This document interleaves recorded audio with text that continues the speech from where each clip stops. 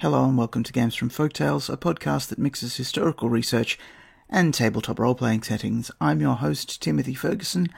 This week, another of the philosophy podcasts. Brace yourself for Heraclitus the Obscure. Heraclitus was an ancient Greek philosopher who said everything was made of fire. Why, in mythic Europe, did the Flambeaux not revere him as a spiritual ancestor? As always, for episodes dealing with philosophers, we begin with an info dump. Heraclitus was a prince from Ephesus in modern Turkey, who abdicated to follow a philosopher's life. His work survives only in fragments quoted in the responses of others, and we know he was fond of conundrums. His best known, for example, is "You cannot step in the same river twice." The fragmentary nature of his remaining writings makes it unclear if he meant that the water had moved on, or that you yourself had changed sufficiently so that you would not be capable of doing anything twice. He seems to have believed in an afterlife, so he must have had some sense of personal continuity, but even at the time, people thought his teachings paradoxical, and so they called him the Obscure. When we say that to Heraclitus everything was made of fire, we are cheating a little, because he may not have meant what we mean by that word. In purely mechanical terms, he did believe that everything was originally fire, and then that half of that had become water, and half of that had become air, and half of that had become earth. I may have the order of those wrong here. In this sense, fire is the foundational state of nature. If true, this would explain why it's easier to hurt people with creo ignem spells than other types of created material. It's not just that fire's hot and the human body is fundamentally more vulnerable to it than, say, falling rocks or jets of water.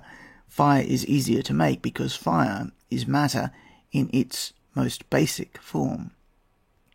What Heraclitus may have meant is that everything is constantly in a state of flux. Flux may be a better translation of what he meant than actual flame. He believed things were defined by their current state, and that their current state was due to a dynamic balance between opposing forces. No object embodies a single force at a single time, ever. To quote him again, everything flows, nothing stands still. In this, he's way offside with Plato. There's none of this world of forms pressing into matter that Plato and Aristotle carry on with. An arrow seems still because it's cradled between the forward force of the bowstring and the backward force of the arm. A person is at their current point between birth and death. Everything that appears stable is just made up of a fortunate happenstance of opposing forces.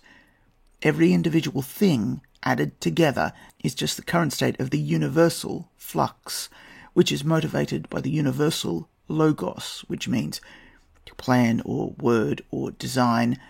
We have so little of his text, we don't know what he thought the logos was, and he deliberately plays with various meanings of the Greek term. But for some later Christian writers, when they were describing the pre-incarnate Jesus as the fiery word of God, they seem to have been cribbing from his symbolism. Justin Martyr, for example, calls him a Christian before Christ. Heraclitus claimed to be self-taught and thought that learning from experience was superior to learning by introspection or instruction. He wrote a book called On Nature, which was widely available but is now lost. The first copy of it was in the Artemision, the great temple at Ephesus, which was one of the 7 wonders of the ancient world. Where it went after the temple's destruction is not known. The book is believed to have been left incomplete. The traditional explanation for this is that Heraclitus suffered from depression. There's a tendency in Greek and medieval work to pair him with Democritus, the laughing philosopher. Lucian, who is one of my favourite ancient writers, pairs them. Democritus was absolutely hated by Plato, who wanted to burn his books, and this makes him an interesting guy in Ars Magica.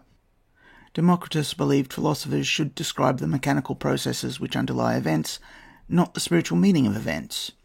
There's a reason some people call him the father of science.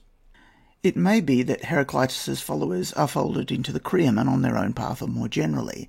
There are elements which sound like Empedoclean cosmology, with a slightly different terminology. For example, this seems like the Creamen view of time, the Spharios cosmology. Quote, "This world, which is the same for all, no one of gods or men has made, but it always was and will be an ever-living fire, with measures of it kindling and measures going out." End quote. The fire is the substance and the motivator of existence, much as, for Cream Magi, the Spharios is self-created and contains within itself the conditions which lead to time. Heraclitus believed that since all things are decaying all the time, there is a force of destruction which he calls strife, much as the Creamen do. His balancing force is called justice rather than love. He departs from the Creamen in that he thinks wisdom can be found in the common person rather than in a sort of hothouse think tank. Then again, the Creamen are building something. They are not so much seeking self-improvement as seeking the skills required for a project of cosmological engineering. The standard Platonic theory of objects is that they exist and that by observing them at different times you can see any change that there is in them.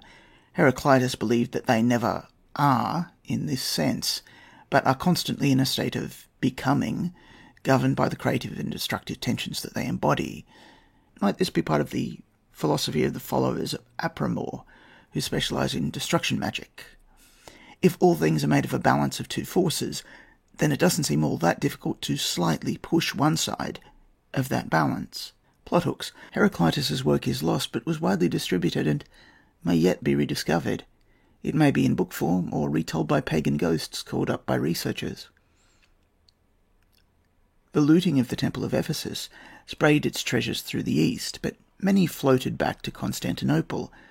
The recent looting of the capital may have shaken an original copy of this work loose, or may have revealed clues to the location of other treasures that were hoarded with it. Is there a fire tradition in pacifistic House Creamen? Are there mystery initiations which allow fire magic to affect other forms? If Heraclitus is right, then all matter is ignum, just ignum that has a higher base level to affect. If fire is flux, and flux is caused by the shifting balance of justice and strife, then flux is vim. Vim, the radiant force that fuels magic, is, unsurprisingly, a spiritual manifestation of ignum. Heraclitus also thought the soul was made up of a greater soul of wisdom, made of fire, and a lesser soul of passions, made of water, which arguably makes mentum, for his followers, aquam. I apologize for the quality of my voice in this podcast. I waited as long as I could with my podcast playing to record it. Your saga may vary.